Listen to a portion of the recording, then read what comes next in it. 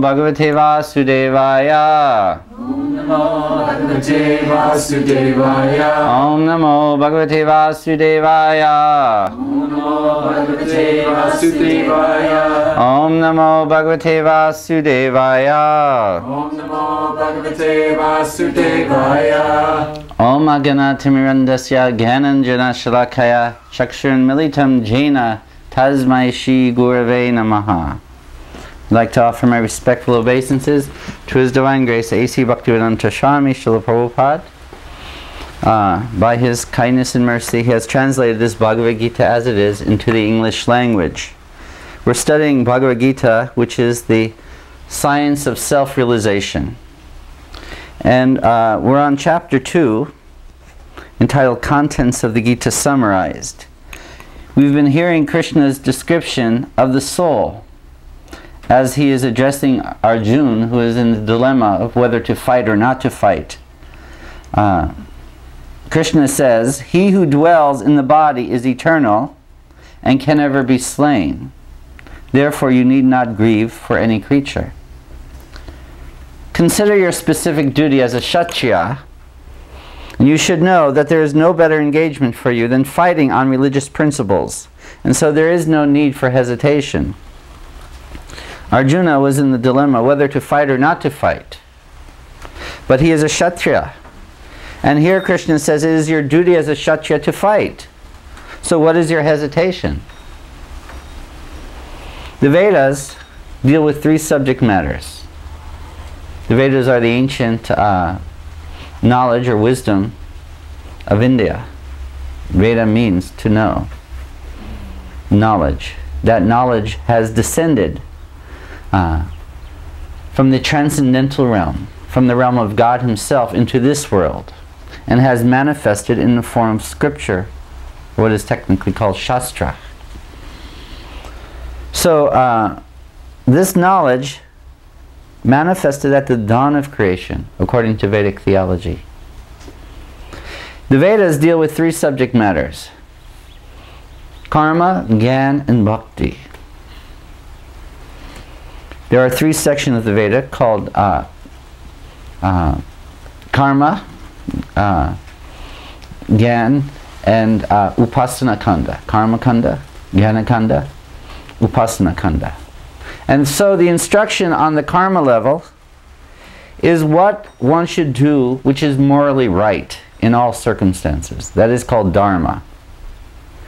As a Kshatriya, as one who is a warrior, who is meant to give protection to the innocent class of man, it is his duty, Arjuna's duty, to fight. Just like a policeman. He has a duty to protect the innocent citizens. That's his, what we would call dharma. That's his role in life. He has to do it. And if he does that perfectly, he is honored for that. So Krishna says, you are a Kshatriya, a warrior, one who is meant for protecting the innocent. Therefore, what is your hesitation in fighting? Understanding, as we've been talking throughout the weeks, the temporal nature of this material world, do not identify with those who you see across the war field, thinking them to be family members, thinking them to be grandfather or teacher, cousin like this. But understand that every living being is part and parcel of the Supreme. And so we are all eternal.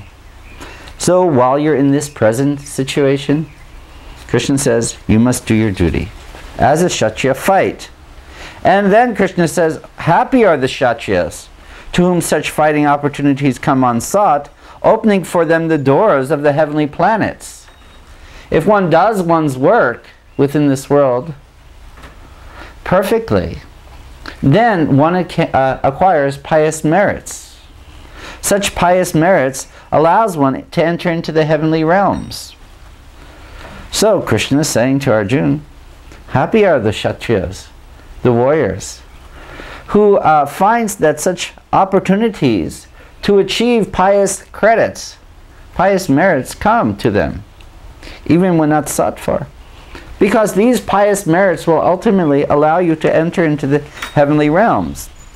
Now Krishna says, consider the opposite.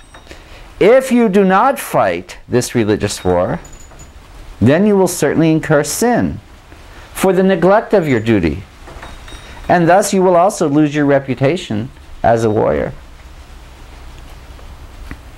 Consider these things. Dharmically, religiously, you are meant to execute the function of a Kshatriya, to give protection to the innocent class. By doing so, you will gain pious merits, by which you can attain the heavenly planets. But, on the other hand, if you neglect to perform your work within this world, what will happen?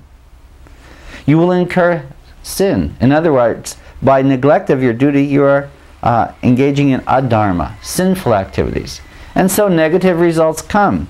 And along with such negative results, you will also lose your reputation as a warrior. People will always speak of your infamy. And for one who has been honored, dishonor is worse than death. Just imagine a policeman out there, and he neglects his duty and allows a criminal element to become very prominent, in which a whole neighborhood has to then fear the gangs in the street or something like that. Then we know that the respect of the policemen are lost. Such people cannot even walk proudly through the streets. They're all dishonored that you've allowed this to take place within our neighborhood. So Kshatriya is something like that, in that same kind of position, that he has a duty to give protection to mankind. And he will be honored for that within this world and within the next. So Krishna says that even your enemies will describe you in many unkind words and scorn your ability. And what could be more painful than that?